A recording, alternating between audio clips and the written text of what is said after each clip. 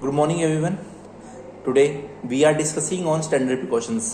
जैसे कि मैंने कल हॉस्पिटल एक्वायर्ड इन्फेक्शन के बारे में आपको बताया था, आज हम आपको बताएंगे स्टैंडर्ड प्रिकॉशंस क्या होते हैं। स्टैंडर्ड प्रिकॉशन इसलिए यूज करे जाते हैं कि हॉस्पिटल एक्वायर्ड इन्फेक्शंस को रोका जाए और हेल्थ केयर वर्कर्स को प्रोटेक्ट किया जाए। इवनली ऐसा नहीं है कि हेल्थ केयर वर्कर्स को प्रोटेक्ट करना है, साथ में हमें पेशेंट को भी प्रोटेक्ट करना है दूसरे ऐसे इन्फेक्शन से सफर करने के लिए। मेनली ब्लड को ट्रीट करने के लिए, बॉडी फ्लूइड एक्सपोजर्स को ट्रीट करने के लिए, या कोई पोटेंशियल ऑफ इन्फेक्शंस को रोकने के लिए हम स्टैंडर्ड प्रिकॉशन का यूज़ करते हैं। इनको प्रिकॉशन करने के लिए बहुत सारी चीज़ें जो हम ऑब्जर्व करते हैं। सबसे पहले हमारे हैंड हाइजीन्स में आपको सबको पता है कि बिफोर और आफ्टर होता है। बिफोर पेशेंट को छूने से पहले होता है, before touching the patient, before any procedures पे, कोई भी प्रोसीजर होने से पहले हमें क्या करना है, हैंड हाइजीन करनी है। After touching the patient, after touching surrounding of the patient, after touching any body fluid exposure, अगर कोई भी ऐसा आपने प्रोसीजर करवाया जिसमें बॉडी फ्लूइड एक्सपोज हो रहा है तो उससे भी आपको क्या करना है, प्रिक्योर होकर आपको हैंड हाइजीन मेंटेन करना है। उसके बाद आता है बैरियर ऑफ प्रिकॉशंस। आप सभी को पता है कि वायरल मार्कर वाले पेशेंट्स हमारे पास होते हैं।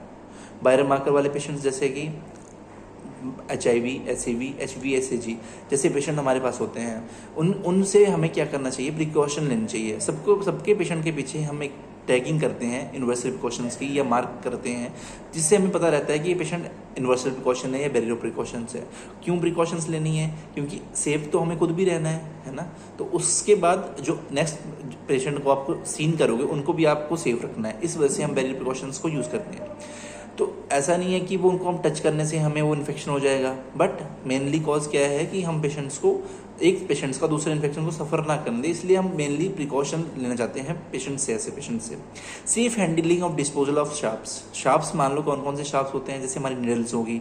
नीडल्स बहुत इंपॉर्टेंट है हैंडल करना। क्यों? अगर आपको नीडल स्टिक इंजरी हो जाती है उसकी वजह से क्या हो सकता है, आपको कोई भी ऐसा इन्फेक्शन आपकी बॉडी को सफ़र कर सकता है। कोई भी हेल्थ केयर वर्कर्स को, चाहे वो GD हो, चाहे वो नर्सिंग्स हो, कोई डॉक्टर हो, या कोई हाउसकीपिंग हो, क्योंकि वो सब काम करते हैं।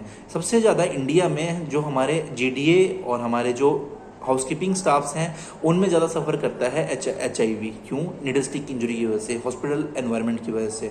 उसके बाद safe handling disposal of clinical waste जो क्लिनिकल से निकलने वाला, जैसे कि आपके कॉटन्स, स्वैब्स जो ब्लड से कंटामिनेटेड होते हैं, उन चीज़ों को प्रॉपर क्या करना है, हमें हैंडल करना है।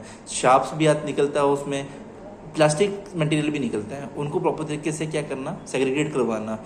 ऐसा नहीं कि वो स्पिल हो जाए जिससे इन्फेक्शन सफ़र करता रहे।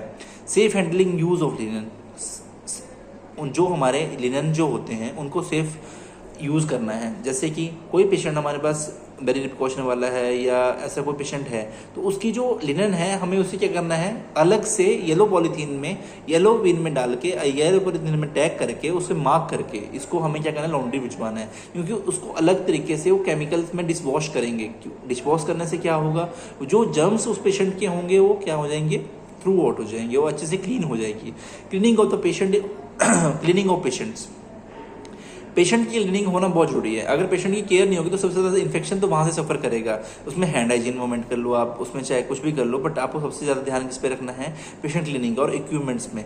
अगर पेशेंट का क्लीनिंग इक्विपमेंट जो होते हैं वो अगर क्लीन नहीं होंगे, जैसे कोई OT चल रही है, उसमें क्या होगा, अगर हम ऑटोक्लेव नहीं करेंगे, ATO नहीं करेंगे, तो क्या होगा, उस जो पेशेंट का पुराने वाला जो पेशेंट का हमने केस करा होगा, उसका जो इन्फेक्शन होगा किस पे चला जाएगा, दूसरे पे। तो हमें स्टैंडर्ड प्रिकॉशंस का यूज़ करना चाहिए, क्योंकि आजकल तो एनवायरनमेंट ऐसा हो गया हॉस्पिटल्स के अंदर की ऑटोक्लेविंग, ATO जैसी मशीनें लगी हुई हैं, जिससे जल्दी जल्दी पेशेंट्स को हीट की थ्रू जो है उसको हम इन्फेक्शन को डेथ कर देते हैं।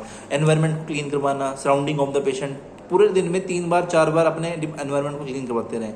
रेस्पिरेटरी हाइजीन सबसे ज़्यादा इंपॉर्टेंट है। रेस्पिरेटरी क्यों? पेशेंट लॉन्ग टर्म तक खांसी करता है, उसका सलाइवा जो है उसका सराउंडिंग रहता है, कई बार निकल जाता है, तो उसको निकलने से क्या होता है कि जो उसका सलाइवा एक जगह पे टिक ब्लड पे लग गया, या उसके कपड़ों में लग गया, या पेशेंट से स्नीजिंग करके हाथ में लग गया, वो दूसरे पेशेंट से बात कर रहा है, उस पर ट्रांसमिट हो रहा है, ओरल ट्रांसमिशन हो जाएगा।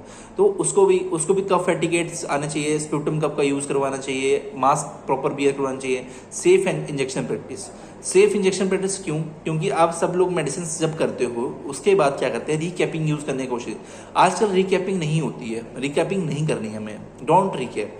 हम क्या करते थे, एक सिंगल हैंडली इसको रिकैप करने की कोशिश करते, वो भी बंद हो चुका है। हमें रिकैप करना ही नहीं है। अगर आप रिकैप करने की कोशिश करते हो तो आपको नीडल स्टिक इंजरी हो सकती है। उसके बाद हैंडलिंग ऑफ वेस्ट मैनेजमेंट, जैसे मैंने आपको BMW के बारे में बताया कि आपके जो 4 विंग्स होते हैं इसमें रेड, येलो, ब्लू, उनको प्रॉपर तरीके से हैंडल करना। अगर आपको मेरी ये वीडियोस अच्छी लगती हैं तो आप प्लीज़ शेयर, सब्सक्राइब और लाइक कीजिए। Thank you.